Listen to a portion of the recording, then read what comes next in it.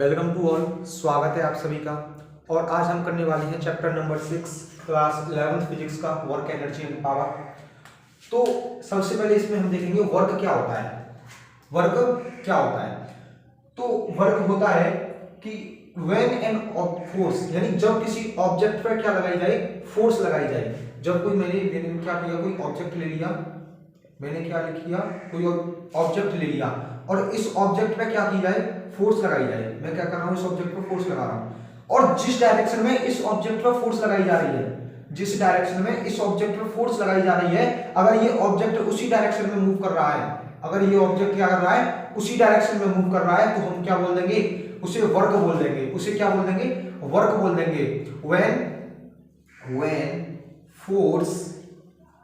when a force acts on an object, when a force acts on an object and the object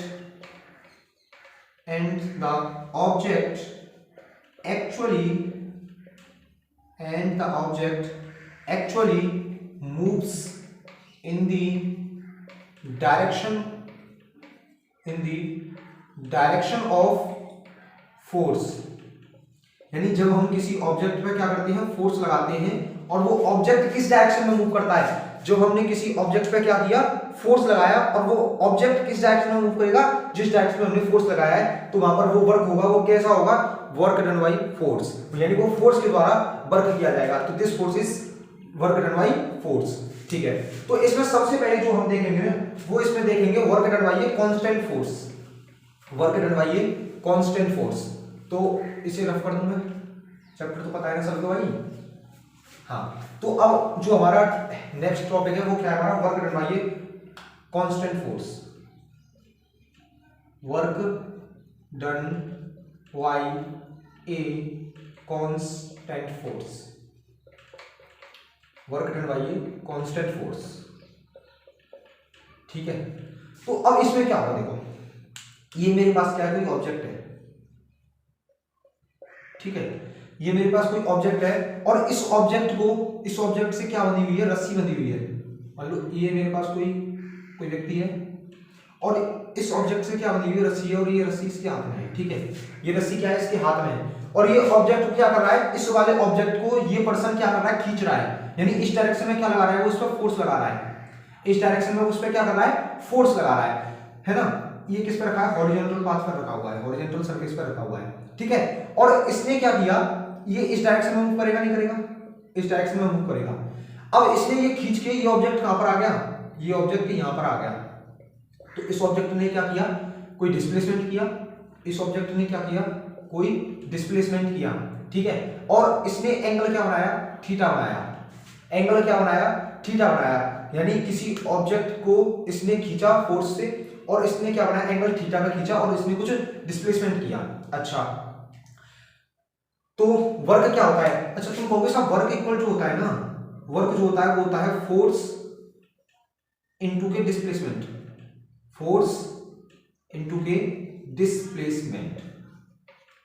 अच्छा ठीक है, तुम कहोगे displacement क्या है जी, ऐसे, डिस्प्लेसमेंट क्या है, ऐसे। अच्छा इसमें ये क्या है, ऐसे। फोर्स कौन सी लेंगे, फोर्स बोल दो एफ, नहीं फोर्स क्या लेंगे, एफ नहीं लेंगे, फोर्स का कंपोनेंट लेंगे। अच्छा इसमें फोर्स क्या है, थीटा, थीटा के साथ लग रही है फोर्स, है ना। और जब कहीं भी थीटा के साथ फोर्स लगती है तो कौन सी लेते हैं, थीटा के साथ लगता है तो एफ कॉस थीटा, और इसके परपेंडिकुलर में कौन सी ले लेंगे, एफ साइन थीटा। ठीक है, अच्छा अब तुम कहोगे साहब एक फोर्स तो ऊपर की तरफ लग रही है एफ साइन थीटा और एक एफ कॉस थीटा लग रही है, तो ये तो हवा में नहीं उड़ जाएगा ऑब्जेक्ट। मैं कहूंगा बिल्कुल नहीं लगेगा, इस पर ग्रेविटी भी फोर्स लगाएगी। ग्रेविटी कौन सी फोर्स लगाएगी, mg की फोर्स लगाएगी, ग्रेविटी। जब ग्रेविटी mg फोर्स लगा रही है, ग्रेविटेशनल फोर्स लगा रही है, तो जो f sin थीटा है वो क्या हो जाएगा, object f sin theta mg के इक्वल हो जाएगा। ठीक है, f sin थीटा जो है mg के इक्वल हो जाएगा। ये क्या है, हॉरिजॉन्टल कंपोनेंट है। कैसा कंपोनेंट है, हॉरिजॉन्टल कंपोनेंट, हॉरिजॉन्टल कंपोनेंट। और ये कैसा कंपोनेंट है, ये है तुम्हारा वर्टिकल कंपोनेंट।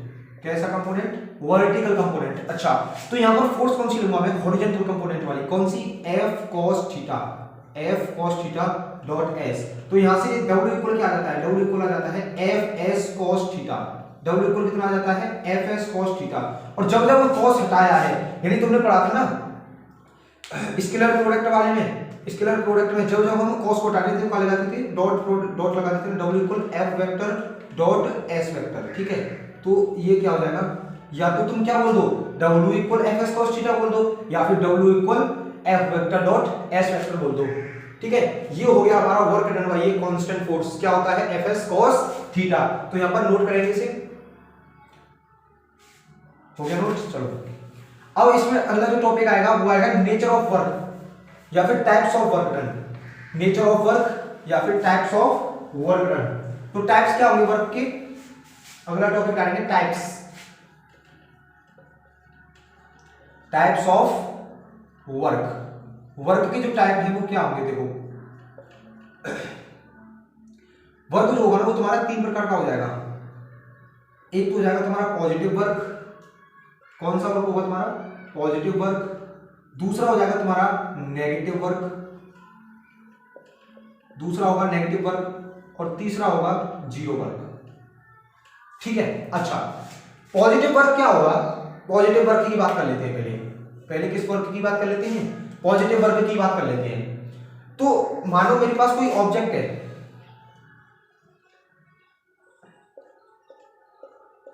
ये कोई ऑब्जेक्ट है, ठीक है। अब मैं इस ऑब्जेक्ट को क्या कर रहा हूं, इस पे फोर्स लग रही है इस तरफ, अप्लाइड फोर्स, ठीक है। तो ये मूव भी किधर करेगा, ऊपर की तरफ ही मूव करेगा, ऊपर की तरफ ही मूव करेगा। डिस्प्लेसमेंट भी इसका किधर है, डिस्प्लेसमेंट भी इसका ऊपर है, अप्लाइड फोर्स की ऊपर है। तो ये दोनों क्या हो गए, फोर्स एंड डिस्प्लेसमेंट दोनों एक दूसरे के पैरेलल हो गए। और जब हमारा फोर्स एंड डिस्प्लेसमेंट एक दूसरे के पैरेलल होगा तो हमारा वर्क कैसा होगा, वहां पर पॉजिटिव वर्क होगा। जब फोर्स एंड डिस्प्लेसमेंट एक दूसरे के पैरेलल हो जाते हैं तो क्या होता है, वहां पर पॉजिटिव वर्क होता है। अच्छा हमें पता है W इक्वल क्या होता है, एफ एस कॉस थीटा होता है। W इक्वल क्या होता है, एफ एस कॉस थीटा होता है। और जब दो लाइन पैरेलल होती है एक दूसरे के तो वहां पर थीटा क्या बनता है, 0 डिग्री बनता है। थीटा क्या बनता है, 0 डिग्री बनता है। तो W इक्वल क्या हो जाएगा, एफ एस कॉस 0 डिग्री होगा, नहीं होगा, हाँ मैंने बोला होगा। तो cos 0 डिग्री क्या होगा, cos 0 डिग्री हमें पता है 1 के इक्वल होता है, ठीक है। तो W इक्वल क्या आ जाएगा, एफ एस आ जाएगा। यानी यहां पे क्या लिख सकते हो तुम, अगर मैं तुमसे पॉजिटिव वर्क की डेफिनेशन पूछूं तो क्या लिखोगे कि जब फोर्स एंड डिस्प्लेसमेंट एक दूसरे के पैरेलल हो जाएंगे, जब फोर्स एंड डिस्प्लेसमेंट एक दूसरे के पैरेलल हो जाएगी। अच्छा वो फोर्स कौन सी लगेगी, applied force, work done by applied force, work done by applied force is parallel to the displacement। जब अप्लाइड फोर्स के द्वारा किया गया वर्क, यानी अप्लाइड फोर्स जो है, अप्लाइड फोर्स किसके पैरेलल होगी, अप्लाइड फोर्स किस पैरेलल होगी, डिस्प्लेसमेंट के पैरेलल होगी।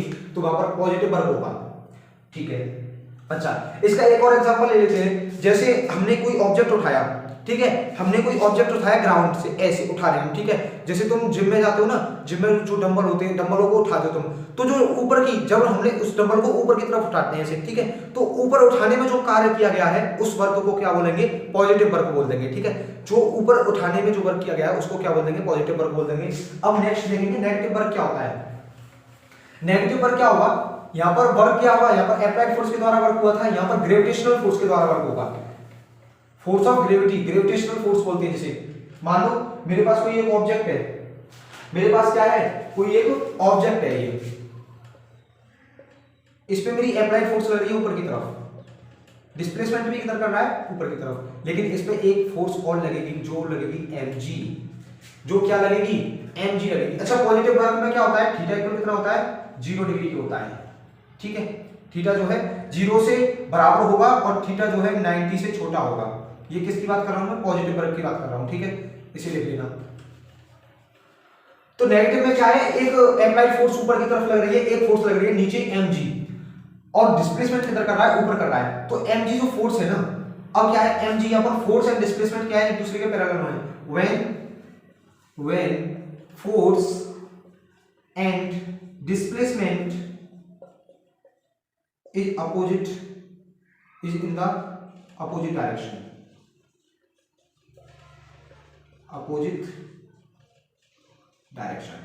जब फोर्स एंड डिस्प्लेसमेंट जब फोर्स एंड डिस्प्लेसमेंट दोनों क्या हो, अपोजिट डायरेक्शन में हो, तो हमारा वर्क कैसा होगा, वर्क कैसा होगा, नेगेटिव वर्क होगा। ठीक है, वर्क कैसा होगा, नेगेटिव वर्क होगा। अब मान लो मैंने अभी कोई एक ऑब्जेक्ट उठाया था, वो तो ऊपर जो ऊपर जाने में जो फोर्स लगी थी, तो ऊपर जाने में जो वर्क किया गया था उसको पॉजिटिव वर्क बोलते हैं, और जो ग्रेविटी के द्वारा जो वर्क होगा, नीचे की तरफ जो फोर्स लगी थी, उस फोर्स के द्वारा जो वर्क किया जाएगा, ग्रेविटेशनल फोर्स के द्वारा जो वर्क किया जाएगा, वो वर्क कैसा होगा, नेगेटिव वर्क होगा। वो वर्क कैसा होगा, नेगेटिव वर्क होगा। ठीक है, ये क्लियर हो गया। और इसमें जो थीटा होता है ना, थीटा जो होता है वो कितने के इक्वल होता है, 180 के इक्वल होता है। ठीक है, और W इक्वल कितना होता है, Fs cos theta. W equal कितना होता है, Fs cos थीटा। तो cos थीटा 180 डिग्री हो जाएगा, तो cos 180 डिग्री इक्वल कितना होता है, -1 के इक्वल होता नहीं होता, तो W इक्वल क्या हो जाएगा, -Fs। तो यहाँ पर वर्क क्या होगा, माइनस में होगा। ठीक है, नोट करेंगे इसे। फिर अब नेक्स्ट जो डालेंगे वो डालेंगे zero work done. Zero work क्या होता है, जीरो वर्क की 3 कंडीशन हो सकती है। जीरो वर्क की क्या कंडीशन हो सकती है, पहली कंडीशन क्या होगी जीरो वर्क की, इसमें पहली कंडीशन लिखेंगे, या तो force and displacement perpendicular to each other हो, क्या हो, perpendicular to each other. Okay, अब सारे एक एग्जांपल और दे दो। अच्छा, एग्जांपल दो, तुमने ये कुली देखा है, कुली, कुली, कुली क्या करता है, ऐसे सामान को उठाया और अपने सिर पर रख लिया, सिर पर रख लेता है, ये मैंने कर लिया ऐसे। ठीक है, और वो क्या है, फिर ऐसे चलता है, ऐसे फोर्स किधर लग रही है, ग्रेविटी की तरफ नीचे, फोर्स किधर लग रही है, नीचे, डिस्प्लेसमेंट किधर कर रहा है, वो इधर डिस्प्लेसमेंट कर रहा है। तो फोर्स एंड डिस्प्लेसमेंट क्या हो गए, दोनों एक दूसरे के परपेंडिकुलर हो गए, तो एंगल कितना बनेगा, 90, और cos 90 डिग्री इक्वल कितना होता है, cos 90 इक्वल होता है 0 के। तो W इक्वल कितना होता है, W इक्वल कितना होता है, Fs cos थीटा, तो cos 90 इक्वल कितना 0, तो W इक्वल कितना हो जाएगा 0। एक कंडीशन तो ये हो गई तुम्हारी, एक कंडीशन ये हो जाती है। ठीक है, एक कंडीशन ये हो जाती है। अच्छा, और एग्जांपल लो इसके, और एग्जांपल लो, सेंट्रीपिटल फोर्स। सेंट्रीपिटल फोर्स क्या होती है, ये सेंटर की तरफ लगती है ना जो सेंट्रीपिटल फोर्स, यहाँ पर इस डायरेक्शन डिस्प्लेसमेंट है, इधर फोर्स लगती है, और कौन सी force, centripetal force. Centripetal force के द्वारा जो किया गया वर्क है, सेंट्रीपिटल फोर्स के द्वारा जो किया गया वर्क है, वो वर्क कैसा है हमारा, जीरो वर्क होगा। सेंट्रीपिटल फोर्स के द्वारा किया गया वर्क जीरो वर्क होगा। ठीक है, तो अब और लेंगे कर, अब दूसरा कंडीशन क्या होती है इसमें, या तो डिस्प्लेसमेंट जीरो हो, दूसरी कंडीशन क्या होगी, इफ डिस्प्लेसमेंट इज जीरो, अगर हमारी डिस्प्लेसमेंट जीरो है। अच्छा, डिस्प्लेसमेंट जीरो क्या है, मान लो ये मेरे पास दीवार है, मैं इस दीवार पे क्या लगा रहा हूँ, फोर्स लगा रहा हूँ, हाई फोर्स लगा रहा हूँ, बहुत ज्यादा ताकत लगा रहा हूँ, लेकिन ये क्या कर रही है, डिस्प्लेसमेंट नहीं कर रही है, तो वहां पर वर्क नहीं होगा। वर्क कैसा होगा, वहां पर जीरो होगा, वहां पर वर्क क्या होगा, जीरो होगा। अब तीसरा क्या हो सकता है, या तो फोर्स जीरो हो सकती है, फोर्स भी तो जीरो हो सकती है भाई, फोर्स जीरो कब हो सकती है, देखो मैं क्या कर रहा हूँ, motion of A isolated body in free space, यानी जब हम स्पेस में चले जाते हैं तो बॉडी क्या करती है, वहां पर डिस्प्लेसमेंट करती रहती है, लेकिन क्या वहां पर कोई फोर्स लगती है, क्या स्पेस में कोई ग्रेविटेशनल फोर्स होती है, नहीं होती, तो वहां पर किसी भी प्रकार की फोर्स नहीं लगती, तो वहां पर फोर्स क्या हो जाएगी, जीरो हो जाएगी, स्पेस में चले जाएंगे, लेकिन ऑब्जेक्ट क्या करेगा, वहां पर मूव करेगा, डिस्प्लेसमेंट करेगा। ठीक है, तो तीन कंडीशन पड़ी इसमें, या तो force and displacement parallel perpendicular हो एक दूसरे के, तो जीरो वर्क होगा, डिस्प्लेसमेंट जीरो हो तब भी वर्क जीरो होगा, या फोर्स जीरो हो तब भी वर्क जीरो होगा। अब इसमें देखते हैं work done by a variable force. अब जो नेक्स्ट टॉपिक है वो क्या है, work done by a variable force. Work done by a variable force, variable force के द्वारा किया गया कार्य। अच्छा, हमें पता है, छोटा वर्ग ले लेते हैं, D W equal F vector dot D S, होता है नहीं होता। अच्छा, D W equal F dot D S, अब मैं इसका क्या करता हूं, इंटीग्रेशन कर दूं, डी डब्ल्यू इक्वल क्या आएगा, एफ डी एस आ जाएगा, नहीं आ जाएगा, तो यहां से अगर मैं डब्ल्यू इक्वल निकालूं तो ये क्या आएगा, एफ डी एस। ये जो है हमारा कॉन्स्टेंट वेरिएबल फोर्स के द्वारा किया गया जाने वाला वर्क है, W equal integration F D S. D मतलब क्या था, स्मॉल डिस्प्लेसमेंट। ठीक है, स्मॉल वर्क डन निकालना है हमने। ठीक है, अच्छा, अब इसके बाद थोड़ा सा देख लेते हैं यूनिट क्या होती है वर्क की, यूनिट क्या होती है, जूल होती है साहब। या फिर अर्ग भी बोल देते हैं। डायमेंशन बोलो साहब, डायमेंशन क्या होती है? ml/t-2। अच्छा, अब एक काम और कर दो साहब, मुझे क्या कर दो, रिलेशन बिटवीन जूल एंड अर्ग बता दो। ये कॉन्सेप्ट बता दो साहब, क्या रिलेशन होता है। अब मैंने कहा कि 1 जूल इक्वल कितना होता है? 1 joule equal newton into metre होता है, नहीं होता? तुम कहोगे साहब बिल्कुल होता है, 1 joule equal newton into metre होता है। और 1 न्यूटन इक्वल कितना होता है? 10⁵ डायन होता है, नहीं होता है? 5 डायन होता है, नहीं होता? ओके, और 1 मीटर इक्वल कितना होता है? 1 मीटर इक्वल 100 सेंटीमीटर के होता है, नहीं होता? 1 मीटर इक्वल कितने होता है? 100 सेंटीमीटर के होता है, नहीं होता? होता है। तो 1 जूल इक्वल कितना हो जाएगा? यहां से 1 जूल निकालूंगा तो 10⁷ अर्ग हो जाएगा, यानी जिसको बोलते हैं, ठीक है, ये हो जाएगा। तो 1 जूल इक्वल कितना आ गया? 10⁷ अर्ग आ गया। यहां से ये बेहतरीन कॉन्सेप्ट बन जाता है भैया, 1 जूल इक्वल 10⁷ अर्ग। तो आज के इस वीडियो को यहीं तक रखते हैं, अब मिलेंगे नेक्स्ट वीडियो में। वीडियो देखने के लिए धन्यवाद, मिलिएगा नेक्स्ट वीडियो में।